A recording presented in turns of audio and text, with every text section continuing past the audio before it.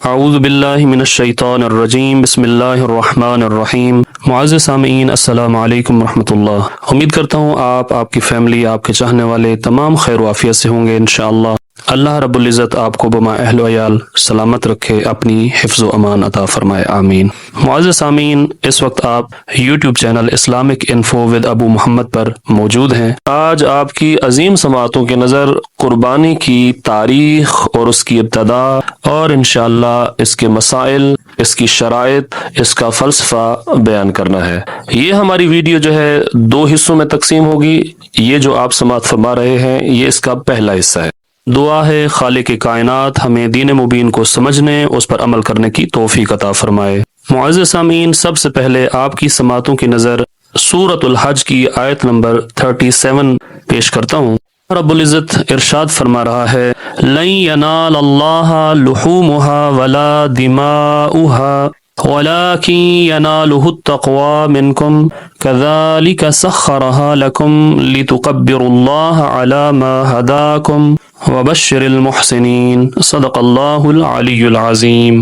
معزز سامعین، قربانی حضرت ابراہیم علیہ السلام کی سنت ہے، اور جو شخص حج پہ گیا ہوا ہے اس کے لیے تو یہ ایک واجب عمل ہے، لیکن جو غیر حاجی ہیں یعنی جو حج پر نہیں گئے ہوئے تو ان کے لیے یہ ایک مستحب عمل ہے، اور روایات میں تو یہاں تک ہے کہ یہ سنت مؤکدہ ہے، یعنی اس کی احادیث میں تاکید کی گئی ہے کہ اسے انجام دیا جائے۔ اسی طرح اگر ہم اسے لغوی اعتبار سے دیکھیں، یعنی اس کا لفظی معنی اگر دیکھیں تو قربانی لفظ قربان سے لیا گیا ہے، یا یوں کہیں کہ یہ لفظ قرب سے مشتق ہے۔ اس کے معنی یہ ہوں گے کہ ہر وہ عمل، ہر وہ کام جس سے خداوند متعال کی قربت حاصل کی جائے، چاہے کسی جانور کو ذبح کر کے یا اور جس طرح صدقات اور خیرات انجام دے کر اللہ کی قربت حاصل کی جائے۔ معزز سامعین، اسی طرح اصطلاحی اعتبار سے عید قربان کے دن جانور ذبح کرنے کو قربانی کہا جاتا ہے، یا یوں عرض کروں فقہی اصطلاح میں قربانی اس حلال جانور کو کہتے ہیں جسے عید الاضحیٰ کے دن یا 11ویں اور 12ویں تاریخ کو اللہ رب العزت کی رضا کی خاطر ذبح یا نحر کیا جائے، اسے قربانی کہا جاتا ہے۔ معزز سامعین، اگر ہم قربانی کی ابتدا و تاریخ کی بات کریں تو ہمیں پتہ چلتا ہے کہ یہ قربانی 1500 سال پہلے یا 2000 سال پہلے کی نہیں ہے، بلکہ یہ شروع سے آ رہی ہے جب سے انسان اس کائنات میں آیا ہے۔ عزیز سامعین، جب ہم قرآن حکیم کا مطالعہ کرتے ہیں تو ہمیں پتہ چلتا ہے کہ اللہ رب العزت نے حضرت آدم کے 2 بیٹوں کا ذکر کیا ہے۔ سورۃ المائدہ ہے، آیت نمبر 27 ہے۔ آیت نمبر 27 میں اللہ تعالیٰ کا ارشاد ہے، بسم اللہ الرحمن الرحیم، وَاتْلُ عَلَيْهِمْ نَبَأَ ابْنَيْ آدَمَ بِالْحَقِّ اذ قرب قربانا فتقبل من احدهما ولم يتقبل من الاخر قال لا اقتلنك قال انما يتقبل الله من المتقين۔ معزز سامعین، سورۃ المائدہ آیت نمبر 27 میں اللہ تعالیٰ کا ارشاد ہے، اے نبی مکرم صلی اللہ علیہ وآلہ وسلم، آپ ان لوگوں کو حضرت آدم علیہ السلام کے 2 بیٹوں یعنی حابیل اور قابیل کی خبر سنائیں جو بالکل سچی ہے۔ جب دونوں نے اللہ تعالیٰ کے حضور ایک قربانی پیش کی سو ان میں سے ایک یعنی حابیل کی قبول کر لی گئی اور دوسرے یعنی قابیل سے قبول نہ کی گئی۔ پھر اس آیت کے اگلے حصے میں ہے کہ دوسرے یعنی جس کی قبول نہیں ہوئی قابیل نے کہا کہ میں تجھے ضرور قتل کر دوں گا، تو پہلے یعنی حضرت حابیل نے جواب دیا کہ اللہ تو صرف تقوی رکھنے والوں سے قبول کرتا ہے۔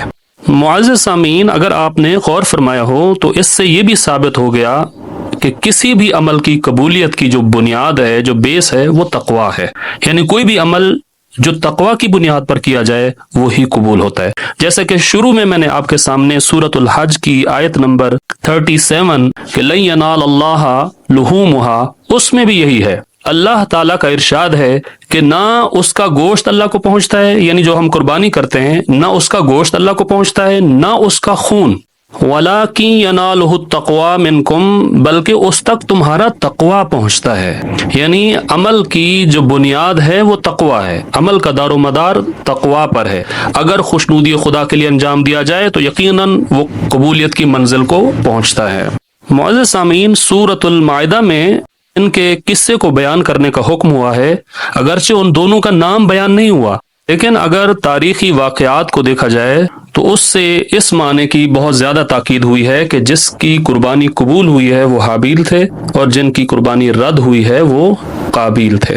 تفسیر ابن کثیر میں حضرت ابن عباس سے روایت نقل کی گئی ہے کہ حضرت حابیل کیونکہ جانوروں کا کام کرتے تھے تو انہوں نے دمبے کی قربانی پیش کی، اور قابیل کھیت کا کام کرتا تھا تو اس نے غلہ بطور صدقہ بطور قربانی پیش کیا، اور اس زمانے کے دستور کے مطابق آسمانی آگ نازل ہوئی، حضرت حابیل کے دمبے کو اس نے کھا لیا اور قابیل کی قربانی کو چھوڑ دیا۔ معزز سامعین، اللہ تعالیٰ نے قابیل کی قربانی قبول نہ ہونے کی وجہ بھی یہی بیان فرمائی ہے کہ وہ بے تقوی تھا، جیسا کہ حضرت حابیل کی قربانی کے قبول ہونے کی وجہ تقوی قرار دیا گیا ہے۔ عزیزان محترم، یہاں ایک اور بات بھی قابل غور ہے جس کی طرف میں آپ کی توجہ مبذول کرانا چاہتا ہوں کہ جس طرح قربانی کی ابتدا وہاں سے ہوئی، اسی طرح انسانی یعنی عالم بشریت میں ہونے والا پہلا معرکہ حق اور باطل کا بھی وہیں سے شروع ہوا، اور قرۂ ارض پر بہنے والا پہلا ناحق خون کا قطرہ بھی اولاد آدم سے ہی شروع ہوا۔ کہ سورۃ المائدہ کی آیت نمبر 27 میں ہم پڑھ چکے ہیں کہ جب قابیل کی قربانی قبول نہیں ہوئی تو اس نے اپنے بھائی کو دھمکی دی کہ میں تجھے ضرور قتل کر دوں گا، تو جواب میں حضرت حابیل نے یہ کہا کہ اللہ تو صرف تقوی والوں کا عمل قبول فرماتا ہے۔ تو آگے جب ہم دیکھتے ہیں اگلی آیت میں، آیت نمبر 28 میں، حضرت حابیل آیت نمبر 28 میں اپنے بھائی سے جواباً کہتے ہیں کہ اگر تو نے مجھے قتل کرنے کے لیے اپنا ہاتھ میری طرف بڑھایا تو میں تجھے قتل کرنے والا نہیں ہوں، یعنی میں تمہیں قتل نہیں کروں گا، میں تمہاری طرف ہاتھ نہیں بڑھاؤں گا۔ کیوں؟ انی اخاف اللہ رب العالمین، میں تو عالمین کے رب یعنی اللہ سے ڈرتا ہوں۔ عزیزان، جب آگے مطالعہ کرتے ہیں تو پتہ چلتا ہے کہ قابیل نے ظلم کر کے اپنے بھائی کو ناحق قتل کر دیا اور وہ خسارہ اٹھانے والوں میں فَأَصْبَحَ مِنَ الْخَاسِرِينَ، وہ خسارہ اٹھانے والوں میں شامل ہو گیا۔ معزز سامعین، یہ تو تھی قربانی کی ابتدا۔ جیسے جیسے زمانہ آگے بڑھتا رہا، مختلف انداز میں قربانیاں پیش ہوتی رہیں۔ قربانی کی جو خاص شناخت ہے وہ حضرت ابراہیم اور حضرت اسماعیل علیہ السلام سے ہوتی ہے۔ حضرت اسماعیل علیہ السلام حضرت ابراہیم کے بڑے صاحبزادے تھے اور یہ جناب ہاجرہ کے بطن سے پیدا ہوئے۔ حضرت ابراہیم علیہ السلام نے اللہ کے حکم سے حضرت ہاجرہ اور حضرت اسماعیل علیہ السلام کو اس بنجر اور ویران علاقے میں چھوڑ آئے تھے جسے اب مکہ معظمہ کہتے ہیں، اور جو مسلمانوں کا اب قبلہ ہے، جہاں حاجی جو ہے اپنا حج کا فریضہ ادا کرتے ہیں۔ معزز سامعین، جب ہم سورۃ الصافات کی تلاوت کرتے کرتے آیت نمبر 99 پر پہنچتے ہیں تو وہاں پر اللہ تعالیٰ کا ارشاد ہے، بسم اللہ الرحمن الرحیم، وقال انی ذاہب الی ربی سیہدین۔ حضرت ابراہیم علیہ السلام کو جب آگ میں ڈالا گیا یا مختلف طریقوں سے ان کو اذیتیں پہنچائی گئیں تو انہوں نے اپنا وطن چھوڑنے کا فیصلہ کیا، راہ خدا میں ہجرت فرمائی، یا آسان کر کے عرض کروں کہ راہ خدا کا پہلا مسافر کون ہے؟ حضرت ابراہیم علیہ السلام۔ سورۃ الصافات کی آیت نمبر 99 میں اللہ تعالیٰ کا ارشاد ہے، اور ابراہیم نے کہا میں اپنے رب کی طرف جا رہا ہوں، وہ مجھے راستہ دکھائے گا۔ اگلی آیت میں اللہ تعالیٰ کا ارشاد ہے کہ حضرت ابراہیم نے ایک دعا مانگی۔ کیا دعا تھی؟ رب ہب لی من الصالحین، اے میرے رب مجھے صالحین میں سے اولاد عطا کر۔ جواب کیا آیا؟ فبشرناہ بغلام حلیم، چنانچہ ہم نے انہیں ایک بردبار بیٹے کی بشارت دی۔ سورۃ الصافات آیت نمبر 102 میں اللہ تعالیٰ کا ارشاد ہے، فرمایا فَلَمَّا بَلَغَ مَعَهُ السَّعْيَ قَالَ يَا بُنَيَّ إِنِّي أَرَىٰ فِي الْمَنَامِ أَنِّي أَذْبَحُكَ فَانظُرْ مَاذَا تَرَىٰ قَالَ يَا أَبَتِ افْعَلْ مَا تُؤْمَرُ سَتَجِدُنِي إِن شَاءَ اللَّهُ مِنَ الصَّابِرِينَ۔ سبحان اللہ، کیا خوبصورت بیٹا دیا اللہ تعالیٰ نے۔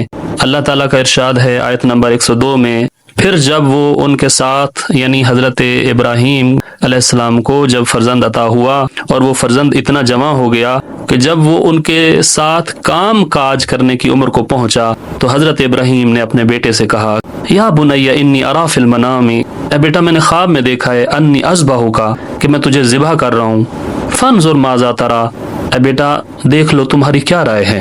سنیں گے کیا جواب آیا ایک جوان بیٹے کا۔ فرمایا قال یا ابت افعل ما تؤمر، بابا آپ کو جو حکم ملا ہے نا آپ اسے کر گزریں، ستجدنی ان شاء اللہ من الصابرین، اللہ نے چاہا تو آپ مجھے صبر کرنے والوں میں پائیں گے۔ سبحان اللہ۔ آگے بڑھتے ہیں، آیت نمبر 103 میں ارشاد باری تعالیٰ ہے فَلَمَّا أَسْلَمَا وَتَلَّهُ لِلْجَبِينِ، پس جب دونوں نے حکم خدا کو تسلیم کیا اور اسے ماتھے کے بل لٹایا، یعنی حضرت اسماعیل علیہ السلام کو، وَنَادَيْنَاهُ أَن يَا إِبْرَاهِيمُ، تو ہم نے ندا دی اے ابراہیم، قد صدقت الرؤیا، تو نے خواب سچ کر دکھایا، اِنَّا كَذَلِكَ نَجْزِي الْمُحْسِنِينَ، بے شک ہم نیکوکاروں کو ایسے ہی جزا دیتے ہیں۔ عزیزان من، آیت نمبر 106 میں اللہ تعالیٰ کا ارشاد ہے ان ھذا لہو البلاء المبین، یقیناً یہ ایک نمایاں امتحان تھا، وفدیناہ بذبح عظیم، اور ہم نے ایک عظیم قربانی سے اس کا فدیہ دیا۔